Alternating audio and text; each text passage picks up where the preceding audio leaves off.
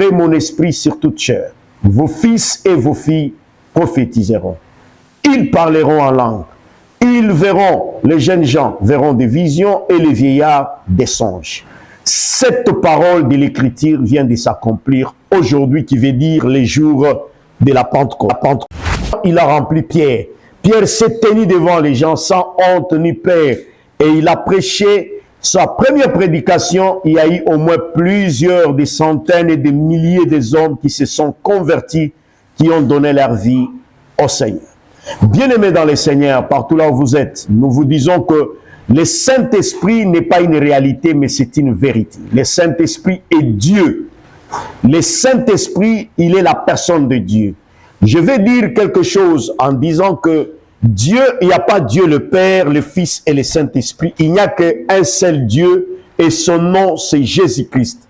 Mais c'est Dieu, il joue les fonctions du Père, du Fils et du Saint-Esprit. C'est lui-même le Saint-Esprit qui est descendu à nous et qui est venu dans notre vie. La Bible dit que lorsque vous recevez le Seigneur met en vous ce qu'on appelle les arts de l'Esprit.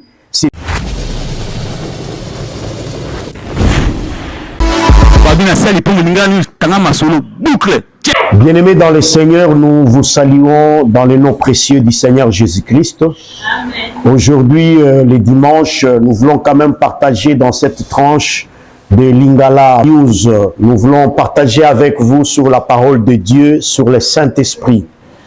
J'aime ces derniers temps convaincu par le Saint-Esprit de parler beaucoup sur lui. Nous sommes dans les livres des Actes des Apôtres, chapitre 19, le premier verset et les suivants. C'est Paul qui pose et Pierre qui pose la question. Avez-vous reçu le Saint-Esprit quand vous avez cru? Ils répondirent, nous n'avons jamais même entendu parler du Saint-Esprit. Il leur pose la question, de quel baptême êtes-vous donc baptisés? Ils répondirent, le baptême des Jean. Alors Paul dit, Jean a baptisé les baptêmes de la repentance, en disant au peuple de croire à celui qui venait après lui, c'est-à-dire en Jésus-Christ.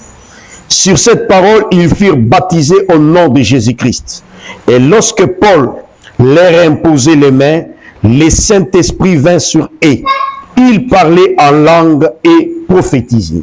Je m'arrête par là.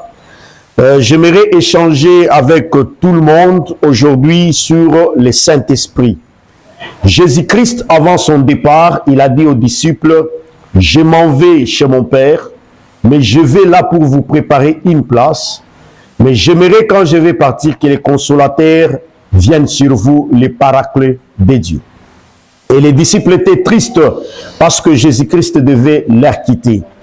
Alors, Jésus-Christ dit qu'il m'est avantagé, ne me retenez pas, parce que quand le Saint-Esprit viendra, il vous conduira dans toute la justice, dans toute la vérité, et il va vous convaincre et vous montrer tout ce qui est du jugement.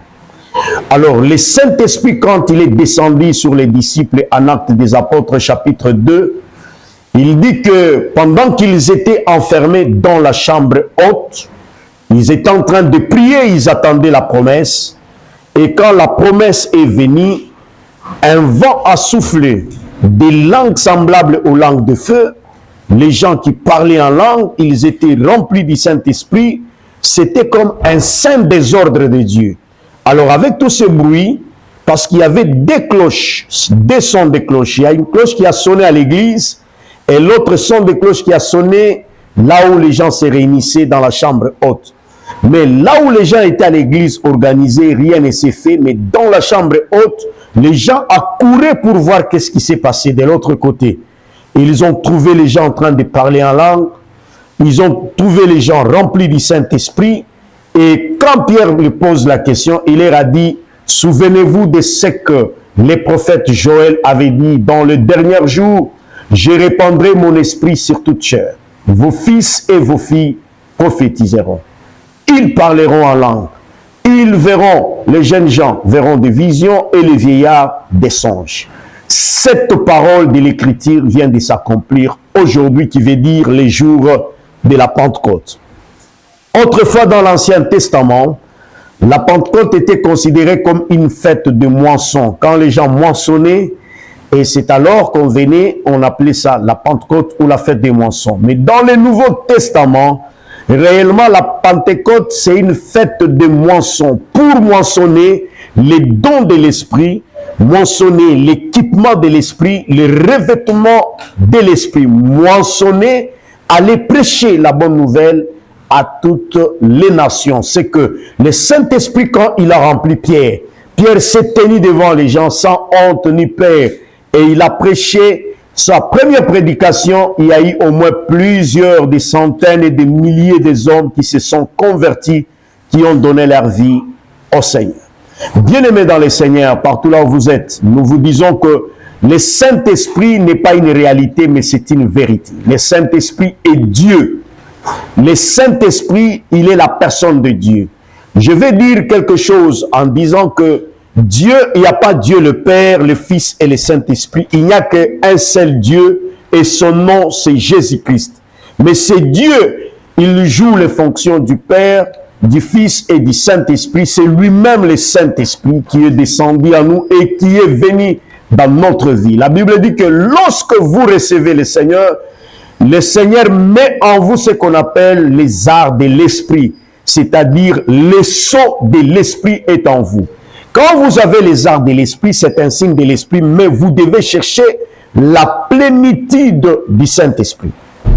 Quand la plénitude du Saint-Esprit vient, c'est tel que nous avons lu ici, on pose aux disciples que Paul prêchait, en Actes des Apôtres, il leur a trouvé, il leur a dit, mais bien aimé, j'aimerais savoir, ici à Corinthe, de quel baptême êtes-vous baptisés? Il lui dit, le baptême de Jean.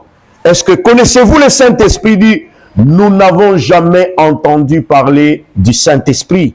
Il dit, mais de quoi vous avez été baptisés? Il dit, des baptêmes de Jean. Il leur dit, Jean a baptisé le baptême de la repentance, pour que les gens se convertissent et donnent leur vie au Seigneur. Mais Jésus-Christ, qui est venu après Jean, comme Jean lui-même a dit, il vous baptisera du Saint-Esprit et du feu. Qui veut dire que le baptême du Saint-Esprit, c'est Dieu lui-même qui descend en nous et il nous baptise. Il y a des signes essentiels par lesquels on peut connaître que cet homme est baptisé du Saint-Esprit. Premièrement, c'est le changement radical et total. Deuxièmement, c'est le parler en langue. Et troisièmement, c'est la prophétie. Écoutez-moi, le parler en langue n'est pas un évangile évolué. Le pentecôtisme est un évangile réel et vrai. Si quelqu'un vous dit que le parler en langue, c'est de la fausseté, c'est de ceci, c'est parce qu'il n'a jamais expérimenté le parler en langue. Il veut fabriquer un évangile qui n'est pas vrai. Le parler en langue, on ne l'enseigne pas à quelqu'un. Comme les gens disent que, oh, venez, on va vous enseigner comment parler en langue. On n'enseigne pas à quelqu'un. C'est l'Esprit qui donne les dons par rapport à ce qu'il a prévu. C'est que Dieu lui-même donne les dons aux enfants. Alors, je dirais aujourd'hui à tous les enfants de Dieu de désirer vraiment la plénitude du Saint-Esprit dans leur vie, le revêtement du Saint-Esprit dans leur vie pour servir très bien et convenablement le Seigneur. Sans cela, il est inutile. Vous allez vous fatiguer, vous allez faire le méthodisme, vous allez faire le formalisme, vous allez faire un évangile de la chair, vous allez fabriquer les mancuniers, les prophéties. C'est parce que tout cela, le Saint-Esprit n'est pas là. Et quand vous voyez les gens marcher dans les péchés, prêcher dans les péchés, monter devant, vous trouvez des gens faire du n'importe quoi. Non, le Saint-Esprit est un esprit ordonné. Il est l'esprit de grâce, il est l'esprit de vérité, il est celui qui ramène le peuple de Dieu dans la vérité, dans les préceptes et dans la parole de Dieu. Autre chose que je vais souligner, le Saint-Esprit ne contredit pas la Bible, ou le Saint-Esprit ne contredit pas Dieu. Tout ce que le Saint-Esprit dit, c'est ce que la Bible avait inspiré aux prophètes de les dire et de l'écrire. Car il est écrit que c'est poussé par l'Esprit Saint que les hommes ont parlé de la part de Dieu. Écoutez-moi, bien-aimés. Paul pose la question, de quel baptême êtes-vous baptisés? Ils lui dirent le baptême des gens. Il dit, mais vous n'avez jamais entendu parler du Saint-Esprit. Cependant, ils étaient des chrétiens. Ils vivaient à l'église. C'est comme quelqu'un peut te dire que mais un chrétien, tout chrétien est baptisé du Saint-Esprit. Non. Il a les arts de l'Esprit, c'est-à-dire les symboles de la rédemption, mais la plénitude du Saint-Esprit, il faut l'avoir. Alors Pierre et Paul leur prêcha l'évangile. il leur prêcha le Saint-Esprit, il leur imposa les mains et dit, recevez l'Esprit Saint. Et quand l'Esprit s'est manifesté, les hommes ont parlé en langue. Le parler en langue ici que je parle, c'est pas que quand toi tu es à Kinshasa, tu connais français, lingala, swahili, chiluba, kikongo. Non, les parler en langue là que je parle, ce sont des langues qu'on appelle glossalilalino, qui veut dire des langues messianiques ou des langues angéliques que l'Esprit donne aux gens par rapport à la portion que l'Esprit a prévue. Ça ne s'enseigne pas, ça ne s'apprend pas, mais c'est l'Esprit qui saisit la langue et qui amène quelqu'un dans ce qu'on appelle la voûte céleste. Je dis ceci, une confusion dans une fusion, c'est une confusion. C'est pourquoi les gens doivent apprendre que le Saint-Esprit, c'est une fusion de Dieu qui vient pour nous remplir afin que nous devenons grands et que nous agissons dans les ministères avec exactitude, avec promptitude pour aller de l'avant. Vous allez vous souvenir que Paul ou Apollos prêchaient l'évangile exactement, mais quand Paul est venu, il lui a appris à prêcher l'évangile avec beaucoup d'exactitude, avec beaucoup de promptitude et beaucoup de vérité. Nous voulons que le peuple de Dieu apprenne à dater d'aujourd'hui, de demeurer et de rester dans la plénitude du Saint-Esprit et de vivre ensemble avec le Saint-Esprit pour aller loin. Le Saint-Esprit peut venir sur vous en vous imposant la main. Il peut venir sur vous avec de longues prières. Le Saint-Esprit peut venir en vous avec une forte adoration. Ça vous permet de parler en langue. Ça vous permet de pénétrer les mystères de Dieu. Car celui qui parle en langue ne parle pas aux hommes, il parle à Dieu. Et celui qui parle en langue s'édifie lui-même. C'est comme une batterie qui se recharge lui-même. Et celui qui parle en langue, il est équipé par Dieu. Je dirais même que celui qui parle en langue, il a ce qu'on appelle une couverture céleste, une couverture angélique. Que Dieu bénisse sa parole, que Dieu vous bénisse. Et pour terminer, je dirais quelque chose et à toute l'église ou corps de Christ en leur souhaitant courage et de tenir bien et fort. Parce que le pasteur Baruti Kasongo nous a quittés. Un pasteur qui a fait sa course, qui a laissé des empreintes de l'évangile ici, dans la ville de Kinshasa et partout dans le monde entier, et même dans des villages lointains. J'ai vu cet homme prêcher l'évangile. Une chose que toute personne, même moi qui vous prêche, je peux avoir mes erreurs, je peux avoir mes défauts, mais une chose de bien que je peux retenir pour ne pas être hypocrite, je retiens du pasteur Baruti une chose que j'ai aimé beaucoup en lui, c'est quand il parlait de Christologie et quand il parlait de christianisme. Il élevait Christ plus que Branham. Il élevait Christ plus que les brochures. Il élevait Christ plus que le fanatisme. C'est quelque chose que moi je retiens en lui qui me faisait du bien. Il n'a pas été un branhamiste. Le branhamisme, tout ce qui est le isme, ce sont des fanatiques. Les gens qui prêchent Branham, qui prêchent la vie de Branham, qui nous prêchent que Branham est Dieu, Branham est un homme extraordinaire, Branham est ceci, est incarné en Dieu. Tout cela, c'est de la fausseté, même à son temps, Baruti l'a dit. Mais une chose que j'aimais, il disait, Branham est un prophète qui est venu nous conduire vers Jésus. C'est-à-dire le message de Branham, c'est pour nous conduire vers Jésus. L'achèvement de toutes choses, c'est Jésus-Christ de Nazareth. Ce que je peux retenir de lui, c'est ça. Que Dieu le bénisse et qu'il bénisse son église, que son âme repose en paix et que je peux dire au message ou au tabernacle de Baruti de retenir ce qui a été bon dans son serviteur et dans tout ce qu'il a fait ici-bas sur la terre et de rejeter ce qui était mauvais ou qu'il trouvait mauvais, qui n'était pas conforme à la Bible. Que Dieu vous bénisse, courage à tout le monde et courage au corps de Christ.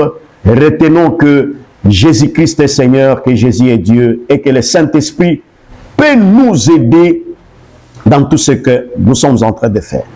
Nous sommes à la nouvelle cité de l'Espérance, sur l'avenue Bokoté numéro 13, dans la ville de Kinshasa, commune de Kalamu. Nous vous invitons la semaine prochaine, nous avons la prière de 1h30, là où nous parlerons sur le Saint-Esprit et nous allons nous plonger dans la prière du mercredi, jeudi et vendredi. Suivez Lingala News. Que Dieu vous bénisse. Ciao. Ordinaire, Branham et ceci est incarné en Dieu. Tout cela, c'est de la fausseté. Même à son temps, Baruch il a dit. Mais une chose que j'aimais, il disait, Branham est un prophète qui est venu nous conduire vers Jésus. C'est-à-dire le message de Branham, c'est pour nous conduire vers Jésus. L'achèvement de toutes choses, c'est Jésus-Christ de Nazareth. Ce que je peux retenir de lui, c'est ça.